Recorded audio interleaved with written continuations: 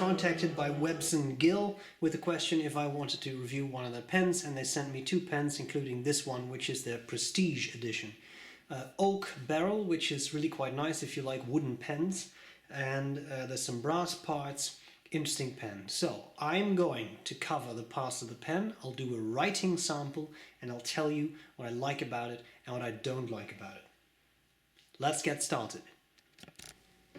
Let's talk about the Webson Gill Prestige edition. Comes in a cute little box. I just took off the cardboard sleeve. Then you have this fake leather box, and then we have this voucher for $25 off. This is a code. Whoever uses this first gets to use that code. You get $25 off. I'm not going to be using it. So there we have it. Let's look at the pen. This is the Prestige edition. I just rewatched StepBrown, so now I think of Prestige worldwide. I'm sorry, but I just do. Here we have the pen next to a Pilot Metropolitan. As you can see, it's not a small pen. It's quite a nice size. You get this pen with a lifetime warranty. There are some different versions available. This is oak wood, which I think is quite nice, with brass ends. The pen comes with a cartridge and converter, and you can post it by screwing on the cap. I'll show you that in just a second. I'm going to take a sip and I'll show you the parts of the pen. We have the Webson Gill WG engraved on the cap, which is quite nice. We have a clip that I cannot budge. I cannot make this thing move, so that's interesting. A brass cap, the oak wood barrel. Oak is nice. It's a warm looking wood. I always like that a lot. Here you have this cap at the end you can use to post your pen. Now when you do that, let me zoom out so you can get the full effect. You are holding a very large pen, and even if you hold this at the barrel, it's still very big. So you do have to be prepared for that. The section is brass. I'll come back to that. It tapers down, and then you have the nib. The nib is described on the website as a fine gold nib, but there's no carat engraving on this, so I'm assuming that at best it's gold plated. I mean, I haven't done some sort of analysis of the alloy, but it's also marked Iridium Point, Germany. I have the feeling this is a steel nib, maybe with gold plating, but I don't think it is anything beyond that, personally. That doesn't mean it's a bad nib, I'm just saying. That's what I think. Okay, I'm not going to use this posted if you don't mind, because with the brass cap it becomes very top heavy. But what we have here, ladies and gentlemen, is the Webson Gill Prestige edition. This is a medium nib. You don't get a choice. It's just a medium nib, and the ink is the Schaefer. There's an A there. The highly peculiar Schaefer green, which I've never considered to be a real green, but once in a while I get a craving for that ink. It's a very well behaved ink. I will say that about it. This is terrible writing. I was too distracted. I do apologize. I mean, my handwriting is interesting in the best of days, but this was really pitiful. How about fast writing?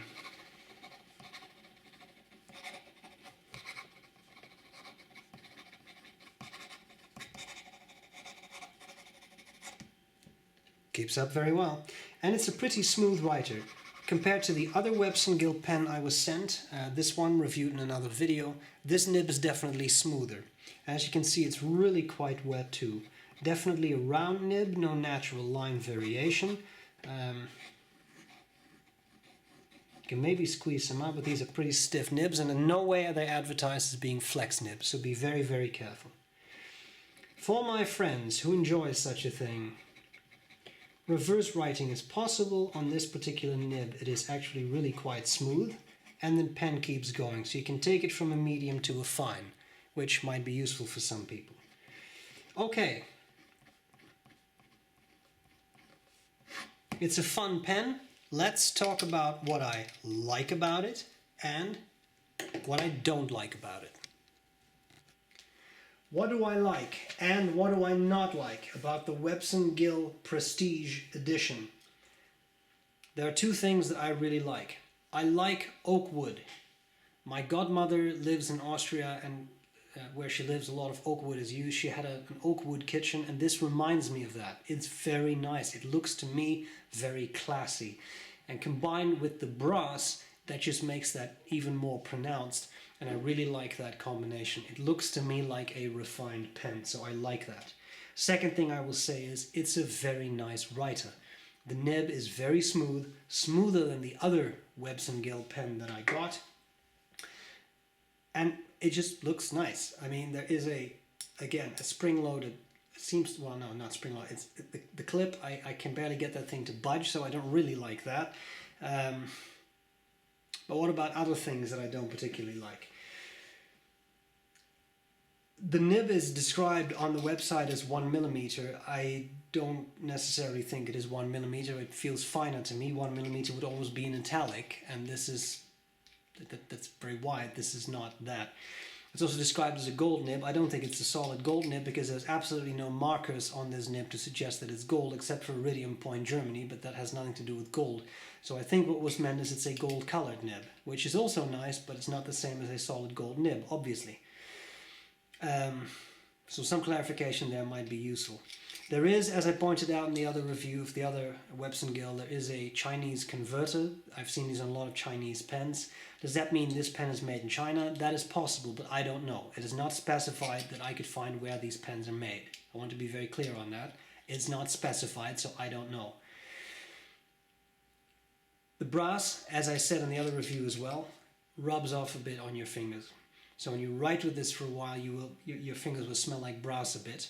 Second thing about brass is it'll patina, so the section will discolor a bit, and wherever you hold the cap a lot, that may also discolor a bit. I personally think that's kind of the charm of a metal like that. It shows that it's been used, but that's not for everyone. The final thing I want to say is the posting is a nice feature, but this pen is already quite long, and when you screw the cap on the back of the barrel to post it, it really becomes a somewhat absurd abomination. I mean, this is very long, and with the brass it becomes really top heavy. So it's a nice feature if you are someone who holds their pen more highly up. But even then, look at this, it's very long. So that's what she said. Having said that, it's a nice pen. It writes nicely. The wood is nice. It gives a warm feeling. It looks distinguished. I like that look. Now, as to the price, it's $99. That's not cheap, period. It's also not terrible as fountain pens go. As always, you have to make up your own mind on whether that's worth it for you. I think these pens would make very nice corporate gifts. If you do not want to have a super expensive, precious pen to bring to work, for example, but still have something that looks good, this would be a great option. I think from that perspective, these are nice pens. They're not cheap, and especially for what they are, they're not cheap. I think that is a fair thing to say. Okay, that's it. A very kind thank you to Webson Gill for sending me these pens. I hope this was useful, and I'll gladly see you later. Bye-bye.